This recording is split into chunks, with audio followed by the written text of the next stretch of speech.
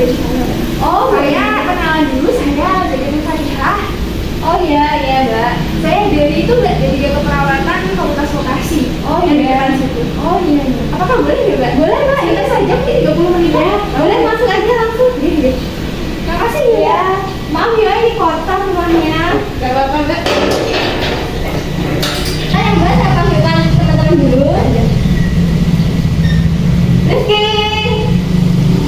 ayo Rizky, Rizky. Ini ada penyuluhan dari Mbaknya, dari mahasiswa di bidang perawatan. Ayo. Jadi kita ikut bener ya? Iya. Mas dulu mana Riz? Oh iya bener ya Kak? Iya. Soalnya masih corona ya kan Mbak? Iya, apalagi kasusnya lagi naik. Iya betul sekali. Di mana Mbak penyuluhannya? Di sini? Iya, Nggak sebentar apa-apa? saja Mbak. Oh iya. Di sini ya, saya duduk sini ya Mbak. Udah pakai masker ya Mbak? Iya, bagus sekali Mbak. Ya boleh dimulai Mbak. Iya kan? Jadi assalamualaikum warahmatullahi wabarakatuh. Waalaikumsalam warahmatullahi wabarakatuh. Selamat sore nih Mbak. Perkenalkan saya Zakia Nursalihah. Di sini saya perwakilan dari mahasiswa vokasi matkul komunitas prodi perawatan. Ini ingin memberikan sedikit informasi tentang tren makanan pedas Mbak. Mbak pasti udah tahu ini. Iya. Yaitu tentang tren makanan pedas di tengah masyarakat Indonesia, terutama ini Mbak, yang seusia kita ini. Mbak ini kira-kira usia berapa? Saya 19. Kalau Mbak ini?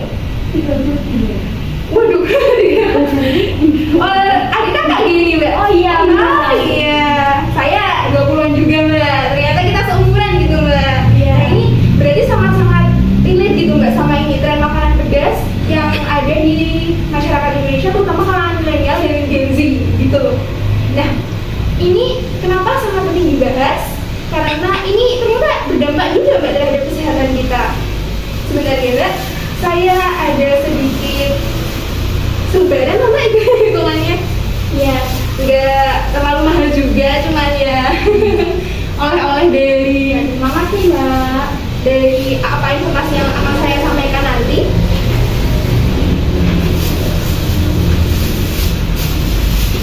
Jadi yang pertama Mbak, kenapa kok masyarakat Indonesia ini terutama Gen Z dan milenial itu kok sangat suka gitu Mbak terhadap tadi makanan pedas? Mbaknya suka makan pedas?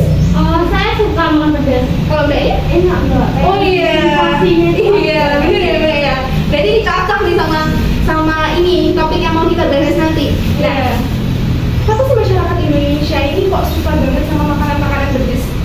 Itu termasuk salah satu kultur dari makanan kita sebenarnya kalau mau ditelusuri lagi. Nah, ternyata setelah saya cek tadi Mbak, barusan tadi Mbak. Jadi ternyata Indonesia itu termasuk dari 5 negara dengan masakan dan makanan yang paling pedas di dunia. Wah, dan juga masyarakatnya juga suka, 50% dari masyarakat Indonesia itu juga suka makanan pedas. Nah, 5 negara tadi, Indonesia yang kelima Mbak. Jadi ada Meksiko, ada India, ada Cina, ada Korea Selatan, dan Indonesia ternyata suka banget makanan pedas. Nah ini kenapa sih Mbak? Kok masyarakat Indonesia ini suka banget sama makanan pedas? Itu ternyata di kultur kita, makanan pedas kan bukan cuma dibuat olahan. Bahkan orang-orang tuh ya kalau makan gorengan itu harus ada cabai. Ya, cabai utuhnya jadi dimakan loh Mbak. Itu cabai mentah dimakan. Jadi bukan hanya dijadikan olahan, tapi ternyata dimakan langsung juga. Itu kenapa ya? Oh ternyata di dalam cabai itu ada senyawa yang pasti Mbak pernah dengar. Kalau belum pernah dengar pasti lewat di berita kesehatan. Itu namanya senyawa capsaicin. Pernah dengar Mbak? Oh, belum Mbak. Apa ya itu? Jadi senyawa capsaicin itu Mbak, senyawa khusus yang dari cabai yang itu bereaksi sama reseptor di lidah kita. Namanya reseptor TMP1.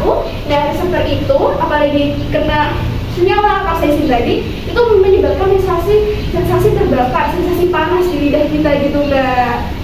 Nah, efeknya itu efek desensitisasi namanya. Jadi satu kali kita makan makanan pedas itu bakalan ada reaksi tadi terbakar, panas. Tapi kalau kita terbiasa makan makanan pedas terus, maka reseptor tadi yang namanya TRPV1 di dalam lidah kita itu akan menurun, nilainya menurun. Jadi kita merasa tidak pedasan lagi karena udah biasa sama level pedasan ini. Itulah yang menyebabkan masyarakat di Indonesia itu cenderung kalau udah makan terbiasa makan makanan pedas ini, terus dia itu kayak pengen mencoba tingkat kepedasan yang baru. Makanya kalau biasanya level 1 naik level 2, level 3 gitu mbak. Apalagi kalau di Indonesia kan ada variasi makanan itu semakin kayak ditingkatkan pedasnya, ada level 1 sampai 5 segini, jadi namanya center namanya ini gak jauh gitu kan. Nah tadi kebiasaan makanan pedas dari orang Indonesia tadi itu juga disambut baik sama kayak perusahaan-perusahaan pengembang makanan di Indonesia yang katanya kalau di sini ya contohnya apa tuh? Yang suka makanan pedas yang laku banget di sini apa ya? Sebelah. Nah, terus kan ada kreasi-kreasi baru dari pengembang makanan di Indonesia untuk membuat level terbaru dari makanan pedas itu. Nah, gini mbak, ternyata ada fakta unik nih tentang orang yang suka makanan pedas dari sisi psikologis. Apa mbak? Nah, mbak penasaran? Ya, ternyata orang yang suka makanan pedas itu termasuk orang yang suka berpetualang. Wah, Mengambil risiko dan suka tantangan. Nah, gambarannya, gampangnya itu kayak gini mbak. Apa sih permainan yang ada di wahana pasar malam mungkin yang menantang nyali, butuh adrenalin? biar lala. Waduh. yang roller coaster mbak? Roller coaster, iya itu. Iya, kalau biar lala saya nggak tahu mbak. Yang roller coaster tuh ya mbak, yang sampai jungkir balik gini gitu ya mbak ya. Nah, kenapa kok orang mau naik itu? Padahal kan itu kayak menakutkan gitu mbak. Penasaran. Iya, Menantang gitu. ya menantang gitu kan mbak. Nah ini analoginya sama kayak orang yang suka makanan pedas mbak.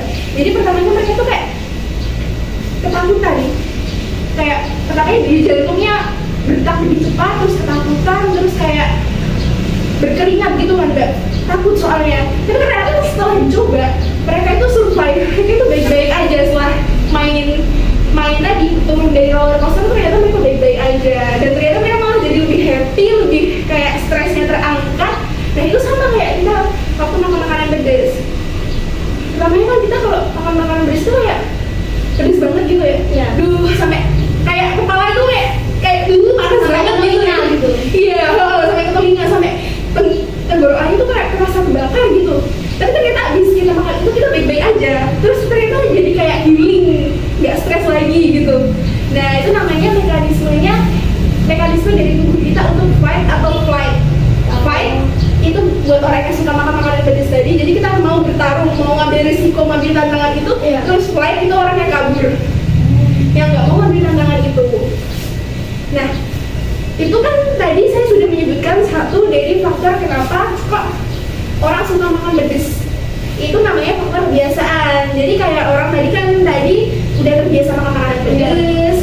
Jadi kalau orang makan pedas itu pertamanya takut, tapi setelah semakin lama jadi kayak toleran. Jadi makan pedas itu biasa gitu. Nah faktor yang kedua yang ternyata juga sangat berpengaruh itu adalah faktor genetika. Siapa nih orang tuanya juga suka makan pedas? Oh, kurang tahu sih mbak. Suka makan sambal mungkin orang tuanya? Iya, selalu. Oh ya, sambal mesti harus ada ya. Nah itu tadi ternyata 50-80% serabut saraf itu kan diturunkan dari orang tua kita. Ya. Jadi misal orang tuanya punya serabut saraf TRPV1 tadi yang bereaksi terhadap senyawa karsinogenic dia itu bereaksinya apa tuh namanya, ternyata reseptornya dikit, maka kan pedesnya jadi semakin nggak kerasa gitu kan. Nah itu artinya anaknya juga kan misalnya dan serabut saraf tadi diturunkan gitu. Selain itu juga pola, misalkan dia udah ada diturunkan dari orang tuanya punya gen di mana serabut sarafnya itu sedikit, jadi dia kuat makan pedas ya. Tapi ternyata kebiasaannya di lingkungan tempat dia tinggal, lingkungan tempat dia dibesarkan, makanannya itu nggak pernah pedas. Nggak ada yang pedas, kayak misalnya dibesarkan sama neneknya, itu ternyata juga berubah. Misalkan dia nggak pernah makan pedas gitu, jadi toleransinya itu juga dipengaruhi oleh lingkungan tempat dia tinggal, lingkungan tempat dia dibesarkan atau memperoleh makanan gitu. Jadi ada 3 tadi faktor yang mengaruhi seseorang dapat makan pedas atau toleransi tingkat kepedasan seseorang. Yang pertama itu kebiasaan, lalu yang kedua ada genetika, terus yang ketiga ada lingkungan tempat dia dibesarkan atau akan begitu. Nah teman-teman, tadi kan kita udah tahu tentang gambarannya kenapa kok orang-orang suka makan pedas. Terus apa sih Jadi kenapa sih kok kita bolak-balik makan pedas? Apa sih manfaatnya, apa sih untungnya buat tubuh kita? Itu sebenarnya ada teman-teman, ada kabar baiknya bagi orang-orang yang suka makan pedas. Kabar baik bagi kita semua. Yaitu yang pertama, ternyata makan pedas itu meningkatkan metabolisme.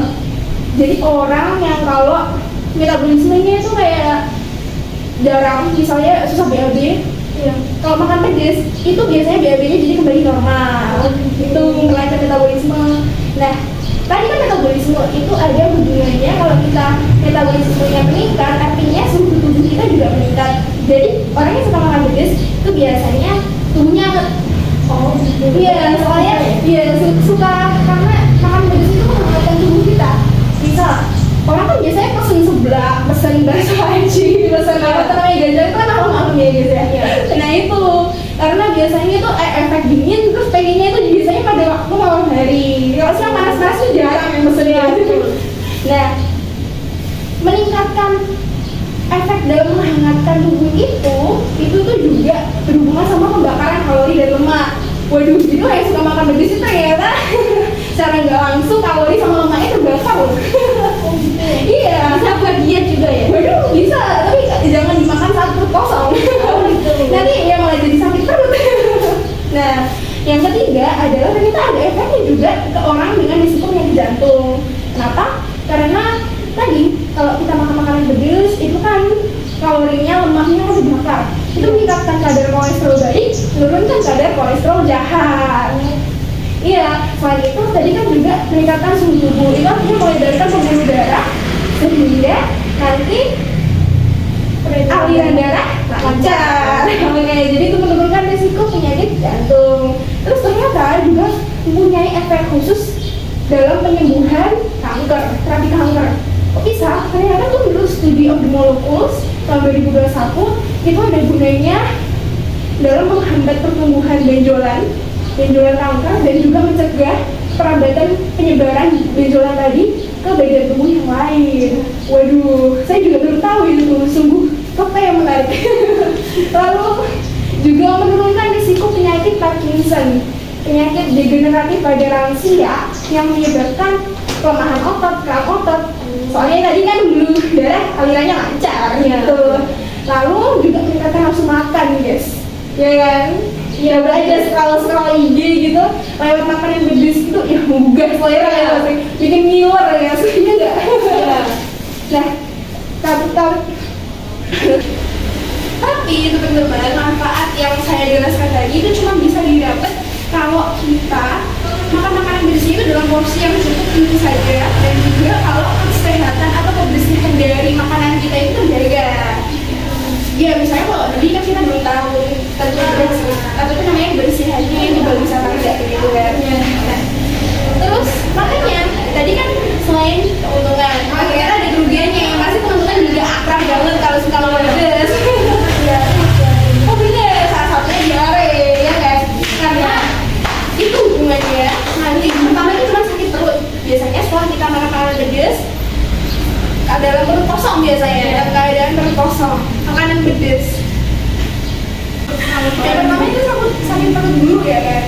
Nah itu biasanya terjadi kalau kita makan makanan pedas waktu perut kita kosong. Kenapa? Karena sensasi pedas tadi, capsaicin itu nanti bercampur dengan asam lambung, itu meningkatkan asam lambung. Yang pertama yaitu sakit perut dulu biasanya kita sakit perut kalau makan makanan pedas waktu kita perutnya lagi kosong, belum makan apapun makan pedas. Ya benar Mbak. Nah itu karena tadi senyawa capsaicin bereaksi sama asam lambung, meningkatkan asam lambung. Nah asam lambung yang meningkat jadi nggak normal ini itu mengiritasi dinding lambung itu sendiri dan bisa naik ke tenggorokan kita. Nah tadi kalau bukan sampai lambung doang, terus iritasinya itu bisa juga ke usus, soalnya cairannya nanti kan ke usus ya. Nah itu bisa mengiritasi dinding usus juga, menyebabkan peristaltik meningkat. Terus habis itu capsaicinnya berlebihan, jadi dinding ususnya iritasi, E. coli-nya kena ke dinding usus tadi, jadi meningkat juga. Terus akhirnya capsaicinnya dibuang dalam bentuk feses yang cair. Oh gitu, jadi diare. Habis makan pedas diare, saya juga sering gitu. Iya. Lalu yang ketiga ini juga ada hubungannya sama lambung yang tadi yang saya bilang, kalau asam lambungnya naik ke tenggorokan ke kerongkongan. Maksudnya kalau naik ke kerongkongan nanti bisa menimbulkan sensasi terbakar di kerongkongan kita. Apalagi kalau kita posisinya dalam keadaan tidur berbaring. Siapa yang habis makan langsung rebahan? Ada. Nah, kalau kita habis makan langsung rebahan gitu, jadi nanti kan posisi lambung sama posisi kerongkongan datar sejajar. Iya. Nanti asam lambungnya naik kerongkongan. Seret, kan air kan sifatnya gitu ya, Iya. mengalir gitu. Nah, asam lambungnya mengalir ke kerongkongan tadi itu menyebabkan sensasi terbakar di ulu hati, namanya heartburn. Pernah dengar? Pernah. Jadi dada panas gitu ya. Sana gitu. Iya, barusan Mbak nyebut banget ya. Nah, makanya Mbak, kalau kita mau makan makanan pedas, kita harus tetap memperhatikan porsi yang ideal dan juga tetap memperhatikan kebersihan makanan yang kita konsumsi. Nah, Mbaknya suka makan pedas ya semuanya tadi? Iya, suka. Nah, biasanya kalau makan makanan pedas di luar gitu kan, kayak suka pedes nggak ngotak gitu ya, kayak sampai ke telinga kayak gimana ya, kayak gitu. Iya. Nggak bisa kita kendalikan gitu kan sensasi terbakarnya. Nah itu bisa kita kurangi Mbak. Ternyata bisa kita kurangi biar wajahnya tetap cantik, tetap oke, penampilannya tetap oke walaupun kita lagi pedesan. Yaitu yang pertama itu biasanya kita kurangi dengan susu dan olahan susu. Ya kan? Biasanya ada di artikel-artikel kesehatan itu menyarankan agar kita makan makanan pedas itu bisa dikurangi efeknya melalui minum susu. Itu kenapa? Karena susu itu mengandung protein khusus yang fungsinya nanti dapat membilas lidah. Bilas lidah yang tadi kena senyawa capsaicin tadi itu dapat dinetralkan sama susu tadi. Jadi kayak senyawa capsaicinnya udah ketelan duluan. Jadi reseptornya nggak punya tempat mengikat tadi. Terus selanjutnya selain tadi susu atau produk susu seperti krim, yogurt, mentega, keju gitu, biasanya yang geprek itu di mozzarella-nya itu bisa. Lalu yang kedua adalah dengan nasi atau olahan zat tepung. Nah, kenapa? Karena nanti kan zat tepung kalau biasanya ke lidah kan nanti bereaksi sama enzim amilase jadi glukosa, jadi terasa manis. Nah itu nanti dapat mengurangi atau menetralkan efek sensasi pedas tadi. Lalu yang ketiga yaitu adalah dengan yang berlemak-lemak. Biasanya itu kayak apa ya? Minyak zaitun, minyak sayur, atau selai kacang. Selai kacang, iya. Biasanya kalau bisa pesennya habis makan pedas pesan dessert. Ya itu bisa mengurangi efeknya karena lemak itu juga nanti fungsinya membilas lidah. Efeknya kayak capsaicinnya lebih nyantol ke lemaknya daripada ke reseptor di lidah. Terus bisa juga coklat, madu, gula, itu kan manis. Nah itu juga nanti bereaksi sama enzim amilase jadi glukosa tadi. Jadi pedesnya hilang. Ya. Terus yang terakhir adalah gimana sih kalau kita suka banget makan pedas tapi nggak mau terhindar dari efek samping yang sudah saya sebutkan di awal tadi, sakit perut, diare, terus GERD. Itu ada beberapa cara khususnya yang bisa diperhatikan biar nggak keuntungannya lebih kecil dari kerugian juga ya. Jadi kita tuh sehat walafiat walaupun habis konsumsi makanan pedas. Yang pertama yaitu gosok gigi setelah makan makanan pedas. Nah biasanya apa sih kayak campurannya cabai waktu di buat sambal itu kan biasanya bawang ada apa gitu, itu kan berefek ke bau mulut, berefek ke nafsu makan, berefek ke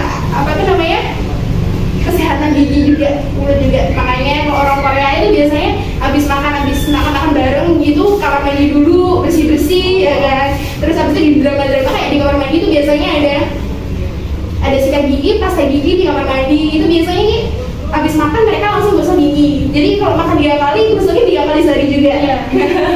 Iya, bisa dipraktikin juga nih Mbak. Karena orang Korea, orang Asia Timur tuh biasanya kesehatan giginya nomor 1 lah di dunia. Jepang juga. Walaupun Jepang nggak suka makan makanan pedas. Terus yang kedua juga hindari konsumsi makanan pedas ini waktu berkosong karena efeknya seperti tadi. Yaitu nanti senyawa pedasnya nanti bercampur sama asam lambung, jadi meningkatkan asam lambung, iritasi jadinya. Iya, jadi nggak mau kena makan, nggak mau kena gastritis. Jangan makan makanan pedas sampai berkasam. makanan dulu yang lain, kasih dulu nggak apa-apa. Habis itu yang ketiga yaitu kalau bisa sebelum makan makanan pedas itu kayak nyediain tadi penawar-penawar pedas, misal ada zat yang ada tepungnya kayak nasi atau roti, dessert. Iya, soalnya nanti biar kayak kalau kita sensasi bakarnya itu parah, kita punya langsung penawarnya di situ. Juga disarankan untuk menghindari makan makanan pedas itu sewaktu sebelum tidur, karena itu dapat meningkatkan risiko GERD tadi. Juga setelah makan makanan pedas, jangan rebahan. Jangan langsung rebahan. Oke, terus juga hindari konsumsi alkohol. Karena alkohol itu kan nanti kalau bereaksi sama tubuh kita itu meningkatkan metabolisme juga. Jadi nanti kena hipotermia. Panas banget di tubuh. Selain itu juga kayak campuran keduanya alkohol dan makan pedas ini nanti mengiritasi dinding pencernaan itu lebih parah lagi.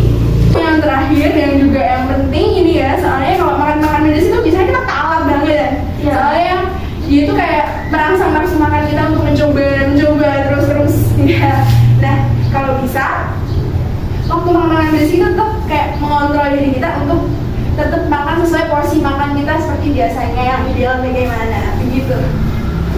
Dari sekian begitu informasi yang dapat saya bagikan mengenai tren makanan pedas yang ada di sekitar kita dan gimana cara kita agar tetap sehat walafiat walaupun suka makan pedas begitu Mbak. Nah, gimana nih dari Mbak sekalian, apakah ada yang ditanyakan? Oh, ada Mbak. Ya tadi kan disebutkan tentang porsi makanan yang ideal ya. Iya. Itu seperti apa ya yang idealnya Mbak? Oke, Mbak. Jadi porsi makan ideal yang saya sebutkan sebelumnya itu yang seperti Mbak yang makan kalau sehari-hari itu biasanya 3 kali sehari dan jumlah kalorinya itu bisa dihitung dari kebutuhan kalorinya Mbak. Oh, gitu. Tapi biasanya kalau perempuan itu antara kisaran 2000 sampai 3000 kalori mungkin. Tapi kalau 3000 kalori itu sudah wanita yang ibu rumah tangga, terus yang pekerjaannya berat sehari-harinya gitu Mbak. Iya. Itu kita bisa tahu 2000 sampai 3000 nya gimana ya Mbak? Itu biasanya informasi dari AKG atau kebutuhan gizi itu biasanya ada di makanan, di apa tuh namanya, di label makanan, label gizi makanan. Tapi kalau misalnya mbak-mbaknya kayak makan masak sendiri itu biasanya kayak karena Nggak tahu gitu. iya, karena kalau kebutuhan gizi biasanya konsultasi ke konsultan gizinya langsung, biasa mbak itu kayak menakar biasanya nasi kalau secentong itu 200 kalori. Terus misal kalau apa itu biasanya ada mbak di aplikasi yang aplikasi penghitung kalori, misal satu mangkok nasi itu berapa kalori itu ada kalau di internet biasanya ada. Oh gitu Mbak. Tapi biasanya kasarannya sekali makan itu 500 sampai 800 kalori mbak. Makanya kita makan sampai 3 kali sehari. Soalnya kebutuhan kita 1500 sampai 3000. Tapi 3000 itu wanita yang strong woman ya, yang ibu rumah tangga banget gitu mbak. Dari mbak yang mungkin ditanyakan? Oh ya, dari mbak yang mungkin ada yang ditanyakan? Oh iya Mbak, mau tanya, kenapa kalau kita kadang makan pedas itu dalam porsi yang banyak, kita tuh kadang keluarin air mata, terus kembali juga dari keluar air, itu kenapa ya? Nah itu mbak, tadi kan seperti yang saya jelaskan sebelumnya, kalau kita terlalu konsumsi makanan pedas itu salah satunya dapat meningkatkan suhu tubuh atau efek termogenik dari bentuk suhu tubuh akibat perubahan metabolisme. Nah jadi refleksnya nanti kan kita menyeimbangkan suhu tubuh melalui pengeluaran panas melalui berkeringat, melalui. Nah, tadi mbak seperti yang sudah saya jelaskan tadi bahwa kalau terlalu banyak konsumsi makanan pedas, salah satu efeknya kan meningkatkan metabolisme yang berefek pada kita jadi hangat tubuhnya, jadi panas. Nah, salah satu mekanisme tubuh kita dalam merespon efek termogenik atau efek yang menghangatkan tubuh tadi adalah menyeimbangkan suhu tubuh. Nah, yaitu dengan cara berkeringat, salah satunya evaporasi. Jadi kayak memindahkan suhu tubuh ke lingkungan luar. Jadi tubuh kita nggak kepanasan. Itu berkeringat, terus air mata. Nah, kenapa? Sebenarnya itu pileknya itu kita bukan pilek yang sakit gitu ya, Mbak. Yang lendirnya dari saluran pernapasan itu bukan. Nah, karena kita berkeringat tadi, salah satunya juga air mata Mbak biasanya. Nah, air mata itu salurannya itu ada yang terhubung ke hidung. Nah, air mata yang ke hidung tadi itu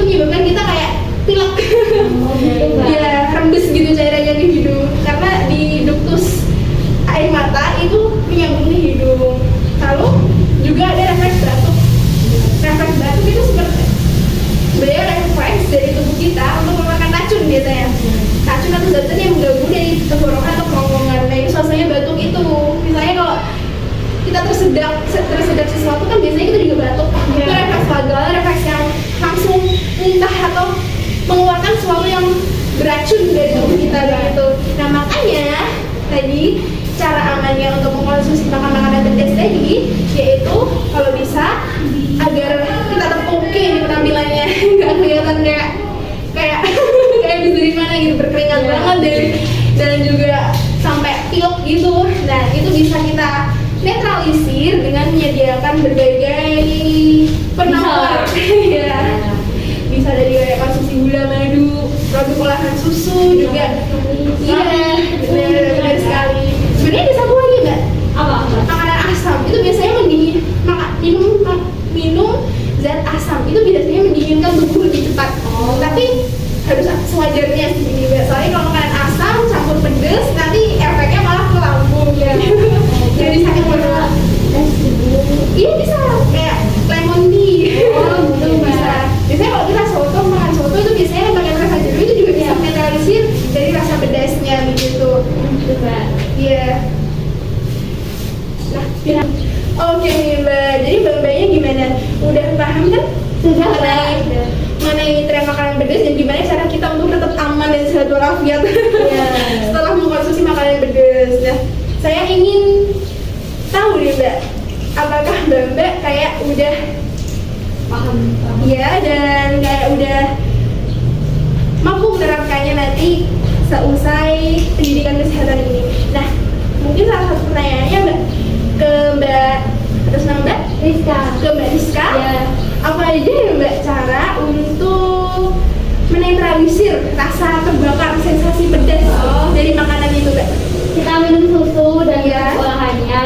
Iya. Terus minum minuman asam tapi harus sewajarnya. Iya. Terus minuman yang manis seperti gula, madu gitu. Betul sekali Mbak. Berarti Mbak sudah bisa nih. Nanti kalau makan makanan pedes, aduh pedes banget nih. Langsung gimana caranya buat menetralisir rasa pedas tersebut. Nah, kalau dari Mbak Rizky, gimana sih cara yang aman agar kita walaupun suka makan makanan pedas tetap aman bagi kesehatan kita? Yang pertama itu kita gosok gigi setelah makan. Oh iya bener Mbak. Terus kita tuh harus mengatur pola makan kita agar ideal. Iya. Terus jangan memakan makanan yang pedas itu apabila perut yang masih kosong. Bener banget. Terus hindari minuman beralkohol. Waduh, Mbak yang luar biasa banget. Ya ampun, terima kasih banyak. Dan semoga ini nanti aplikatif dan dapat bermanfaat ya Mbak ya. Mbak Bang suka makan pedes nih. Iya, jadi sekian saja mungkin informasinya dapat saya bagikan ke Mbak. Apabila kurang lebihnya, mohon maaf. Saya undur diri. Terima kasih banyak telah mau menerima sedikit informasi dari saya. Mohon maaf ya Mbak ya kalau mengganggu kegiatan sehari-harinya. Sekian saja dari saya. Assalamualaikum warahmatullahi wabarakatuh. Bentar Mbak, saya buat dulu ya Mbak.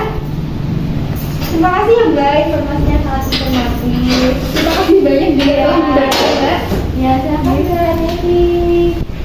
Mari Mbak.